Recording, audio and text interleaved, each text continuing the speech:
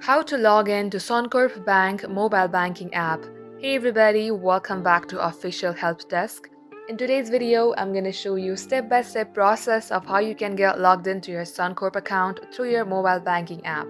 So without any further ado, let us get started.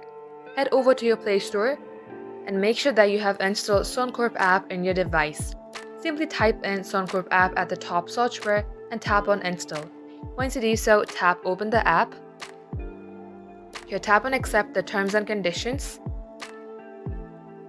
Now, as we are about to sign into our account, tap on returning app user. Here, simply type in your email address and at the box below, type in your password. Once you do so, tap on to log in. In case you have forgotten your password, tap on forgot password and get help resetting your account. But if you don't have a Suncorp account, tap on register now at the bottom of the page. Once you do so, you will be able to create yourself a Suncorp account. And that is how you can do it.